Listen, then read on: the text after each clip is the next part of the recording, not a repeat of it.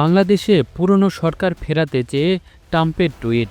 সম্প্রতি সামাজিক যোগাযোগ মাধ্যমে দাবি করা হয়েছে যে মার্কিন যুক্তরাষ্ট্রের ৪৭তম প্রেসিডেন্ট ডোনাল্ড ট্রাম্প তার এক্স অ্যাকাউন্টে পোস্ট করেছেন, বাংলাদেশের পুরনো সরকার ফিরিয়ে আনুন, ইউনূস একজন দেশদ্রোহী। ডোনাল্ড ট্রাম্পের নামে প্রচারিত এই পোস্টটি সম্পূর্ণ ভুয়া বলে প্রতিবেদন প্রকাশ করেছে fact check platform rumour scanner.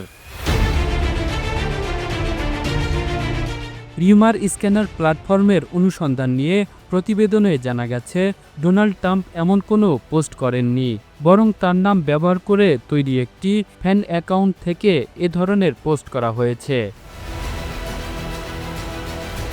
প্রতিবেদনে আরও উল্লেখ করা আছে, অভিযুক্ত পোস্টটি খুঁজে পাওয়া যায় ট্রাম্প নামে তৈরি একটি ফ্যান অ্যাকাউন্টে, যা গত ২৩ নভেম্বর প্রকাশিত হয়।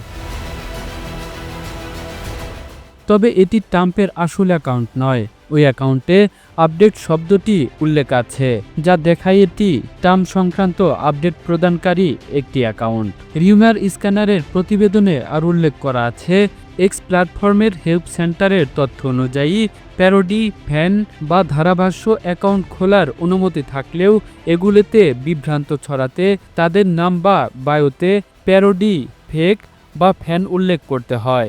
এ ধরনের ফেক অ্যাকাউন্ট শুধু ডোনাল্ড ট্রাম্পের নামেই নয়, বরং অন্যান্য বিখ্যাত ব্যক্তিদের নামেও দেখা যায়, যেমন ইলন মাস্ক বা ভ্লাদিমির পুতিন।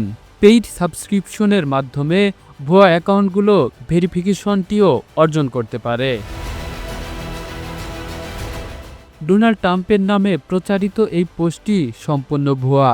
তার আসল এক্স অ্যাকাউন্টে এ ধরনের কোনো পোস্ট পাওয়া যায়নি, ফলে এটি ট্রাম্পের সঙ্গে সংশ্লিষ্ট নয়। কামরুল ইসলাম, এই ধরা, ইন্টারন্যাশনাল ডেস্ক।